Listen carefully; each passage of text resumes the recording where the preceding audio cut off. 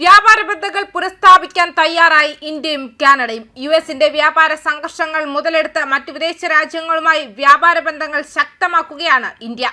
ഇന്ത്യയും കാനഡയും തങ്ങളുടെ വ്യാപാര ബന്ധം പുനഃസ്ഥാപിക്കുന്നതിനുള്ള ഔപചാരിക ചുവടുവയ്പ്പിന് തയ്യാറെടുക്കുകയാണ്. നിർദ്ദിഷ്ട സ്വതന്ത്ര വ്യാപാര കരാറിനായുള്ള ടേംസ് ഓഫ് റഫറൻസ് സംബന്ധിച്ച ചർച്ചകൾ ആരംഭിക്കാനിരിക്കുകയാണ്.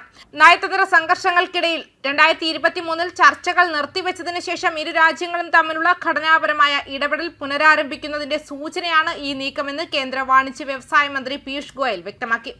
ഭാവിയിലെ ചർച്ചകൾക്ക് ഫലപ്രദമായി അടിത്തറ പാകിക്കൊണ്ട് നിർദ്ദിഷ്ട കരാറിന്റെ വ്യാപ്തി, ലക്ഷ്യങ്ങൾ, ചർച്ചാ ഘടന എന്നിവ TOR ചർച്ചകൾ നിർണ്ണയിക്കും. വിശാലമായ വ്യാപാര സംഭാഷണം പുനരുജ്ജീവിപ്പിക്കുന്നതിനും പരസ്പര താൽപര്യമുള്ള മുൻഗണനാ മേഖലകളെയും തിരിച്ചറിയുന്നതിനുമുള്ള ആദ്യ മൂർത്തമായ ചുവടുവയ്പായിട്ടാണ് ഇതിനെ ഉദ്യോഗസ്ഥർ കാണുന്നത്.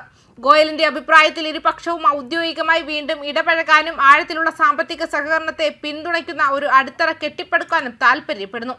ഉഭയകക്ഷി ബന്ധങ്ങളിൽ അടുത്തിടെയുണ്ടായ ഉരുകൽ പ്രക്രിയയെ തുടർന്നാണ് പുതുക്കിയ ആക്കം. കഴിഞ്ഞ മാസം ജോഹന്നാസ്ബർഗിൽ നടന്ന G20 ഉച്ചകോടിക്കിടെ പ്രധാനമന്ത്രി നരേന്ദ്രമോദിയും കനേഡിയൻ പ്രധാനമന്ത്രി മാർക്ക് കാർണിയും തമ്മിൽ നടന്ന കൂടിക്കാഴ്ചയ്ക്ക് ശേഷം തടസ്സപ്പെട്ട വ്യാപാര ചർച്ചകൾ പുനരാരംഭിക്കാൻ ഇന്ത്യയും കാനഡയും തത്വത്തിൽ സമ്മതിച്ചു.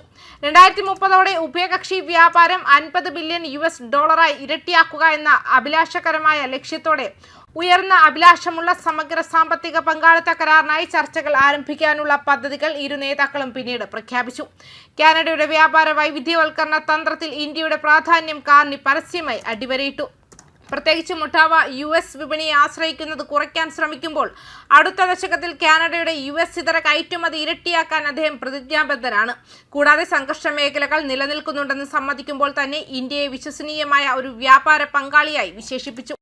ഒരു ഔപചാരിക വ്യാപാര കരാർ വ്യക്തമായ നിയമങ്ങളും ബിസിനസ്സുകൾക്ക് ശക്തമായ സംരക്ഷണവും വിശ്വസനീയമായ തർക്ക പരിഹാര സംവിധാനങ്ങളും നൽകുമെന്ന് അദ്ദേഹം പറഞ്ഞു. സമീപ വർഷങ്ങളിൽ നയതന്ത്രപരമായ ബുദ്ധിമുട്ടുകൾ ഉണ്ടായിരുന്നിട്ടും ഇരു രാജ്യങ്ങളും തമ്മിലുള്ള വ്യാപാര പ്രവാഹം വളർന്നുകൊണ്ടിരിക്കുന്നു. താരതമ്യേന മിതമായ അടിത്തറയിൽ നിന്നാണ്. 2024 ഇരുവശങ്ങളിലേക്കുമുള്ള ചരക്ക് സേവന വ്യാപാരം ഏകദേശം 31 ബില്യണായി. ശക്തമായ സേവന കയറ്റുമതി കാരണം കാനഡയ്ക്ക് അനുകൂലമായി ഇത് വളരെയധികം കുറഞ്ഞു. ഇന്ത്യയുടെ മൊത്തത്തിലുള്ള വ്യാപാര അളവുകളുമായി താരതമ്യപ്പെടുത്തുമ്പോൾ ഇത് ഇപ്പോഴും ചെറുതാണെന്ന് വിശകലന വിദഗ്ധർ അഭിപ്രായപ്പെടുന്നു.